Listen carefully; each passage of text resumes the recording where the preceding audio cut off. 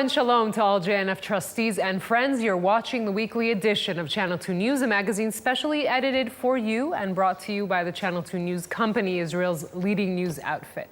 We selected the most important, interesting, and exciting stories for you, those that made this week here in Israel. We wish you a pleasant viewing experience.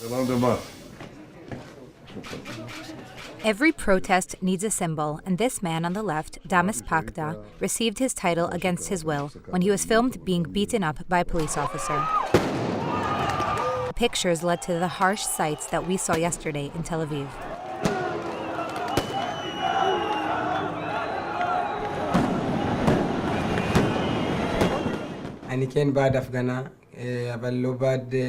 Today, Damas was already invited to meet with the Prime Minister.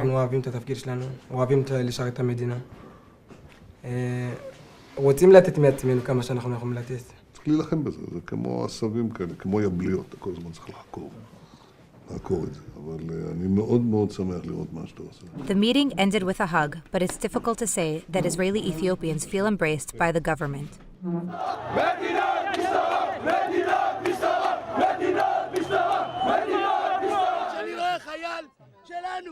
חייל מבין העדה שלא על אבל בכפו מרביצים לו שוטרים על מדים שהוא על מדים זה בושה וחרפה.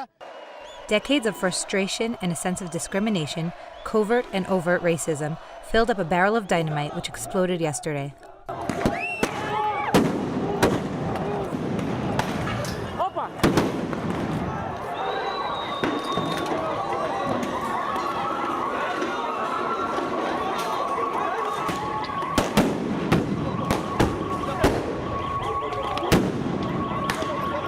For hours on end, chaos reigned in the center of Tel Aviv, and Rabin Square was turned into a battle scene.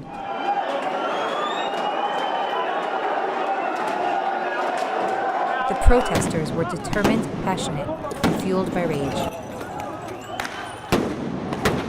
עצוב לי לראות באמת את כמות השוטרים פה, את הרימונים שעברו פה, אנחנו במרכז תל אביב, היה נראה פה כמו בשירות הצבאי שלי. For many hours, the Ayalon highway was blocked by protesters. Police officers in the Tel Aviv district didn't want the protest against police brutality against Ethiopians to produce photos of violence, and so they decided on a policy of restraint and containment.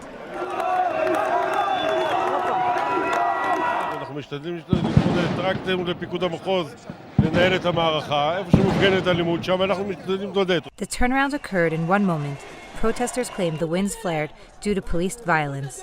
Police say protesters broke into a municipality using force. Either way, what happened from the moment onward left its mark for much longer. Firecrackers, stun grenades, glass bottles were thrown into the air. MADA brought 50 injured people to be treated, including 33 policemen. Many others were hit by shrapnel or a stray stone, such as Channel 2 News chief photographer Eyal Ben Yaish, in the midst of a live broadcast, who was hit in the leg by shrapnel of a grenade.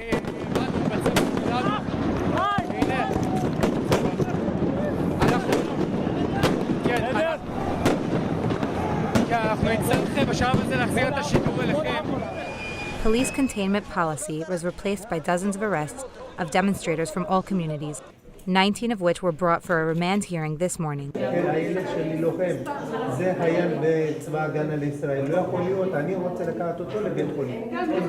Today, police say that despite the results, it was correct to accommodate the demonstrations and let protesters vent their anger before the arrests. The president condemned the handful of demonstrators, but identified with a sense of anger that flooded the square. כן, שגינו, לא ראינו ולא הקשבנו די. בין המפגינים ברחובות נמצאים מיטב בנינו ובנותינו. This is how Rabin Square looked this morning. Police sappers collected the debris. The cleaning staff tried to return the square to normal. But Israel woke up this morning with a new agenda. The black community will not remain silent anymore.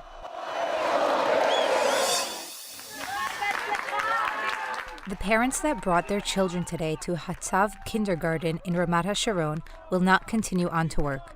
They stayed in order to show their support for the kindergarten teacher, Michal Shachar, who is on the brink of being fired just because she uses crutches. אנחנו ההורים רוצים להביע אהבה, אמון, תמיכה, ולהגיד לה שאנחנו נאבקים עליה שהיא תישאר בגן עם הקביים.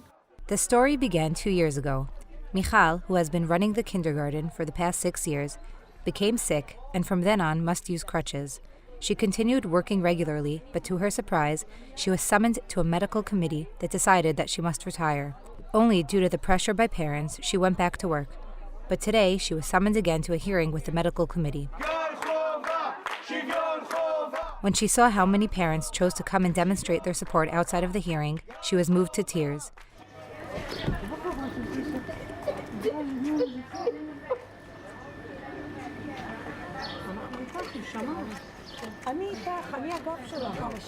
אם משרד הבריאות יחשוב צעד אחד קדימה, ממש קטן, וייצר למיכל התאמה נדרשת, איזשהו כלי שיעזור לה בחוסר יכולת שלה, היא תעשה את עבודתה. היא תעשה אותה בצורה מצוינת. The demonstration for her to stay in the kindergarten was spread to other kindergartens around the country. Children wore t-shirts and hung signs in support of Michal. The children in her own kindergarten also photographed for her and went out to demonstrate. במשרד החינוך אומרים שמיכל לא יכולה להיות גננת. למה? בגלל שהיא עם קביים. ומה את חושבת? שהיא יכולה. אנחנו אוהבים אותה. בת שלי שאלה אותי, אמא, אני לא מבינה, כאילו למה האנשים הרעים האלה חושבים שמיכל היא גננת לא טובה? כי הם באמת, הקביים מבחינתם, הקביים של מיכל הם שקופות. הם לא מבינים למה גננת לא יכולה להיות גננת טובה אם יש לה קביים. The Ministry of Education explains that they had no choice but to summon the health committee regarding Michal, especially because she is working with children. But according to them, in the decision that was made today, they stressed that Michal is a very worthy worker and will be able to continue working with help. In another 2 weeks, the final decision will be made, and then Michal will find out if she can continue working in her field that she loves so much and to continue teaching children to accept those who are different. בשלושה חודשים הקרובים אנחנו הולכים ללכת, אני ועוד צוות של החברה להגנת הטבע, את כל שביל ישראל. כל יום אנחנו נלך בין 18 ל-20 קילומטר. Over the next few months, this duffel will become best friends with Oren and his friends, will trek the length of the Israel National Trail on their backs, tracking and monitoring cameras for Google Street View. בעצם במתקן זה יש 15 מצלמות שמצלמות בו זמנית כל 2.5 דקות, נותנות פן פנורמי ומחוברות למתקן GPS שמשדר הכל. It will be the longest path photography ever made, approximately 1,100 kilometers, the world's first photograph of a hiking trail crossing the entire state from beginning to end. יש תחושת אחריות מאוד גדולה בעצם, אנחנו יוצרים פה פרויקט שבעצם יהפוך את שביל ישראל ובכללית כל הטיול בארץ למשהו הרבה יותר פופולרי.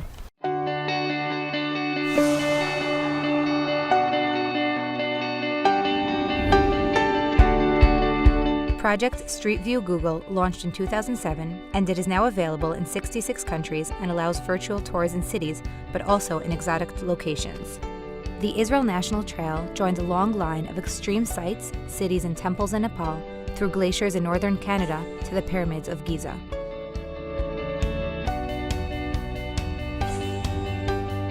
מהניסיון שלנו ממחקרים, אנשים שצופים בשבילים ובאתרים בצורה דיגיטלית, מגדילים את הסיכוי לבוא גם לבקר ולמעשה לחוות את זה בצורה הפיזית. האמת היא שמדובר במשימה לא פשוטה בכלל, 18 קילו יש כאן על הגב, זה המצלמה וכל הציוד הנלווה, ואם לא רוצים ליצור באגים במערכת, אי אפשר לדלג על מקטעים. The trail was inaugurated by the Nature Preservation Society 20 years ago today. It starts at Kibbutz Dan in the north and ends at Eilat Field School. And soon, whoever wants to take a walk along Israel will be able to do it without leaving home.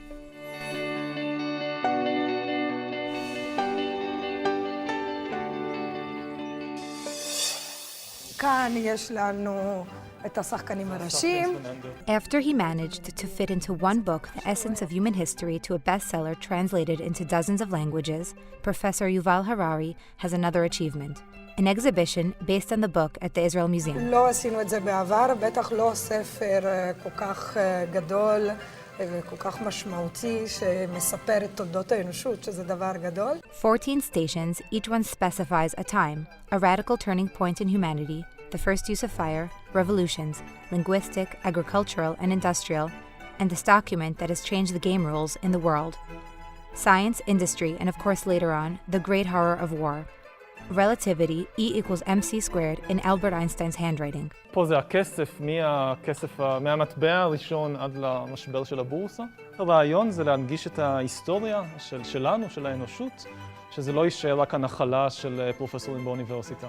The challenge that we took upon ourselves was to think of the smallest number of objects that could illustrate Yuval's story from 1.5 million years ago till the 20th century. Harari himself is having a little trouble believing the evolution that has overcome his course in the Introduction to History.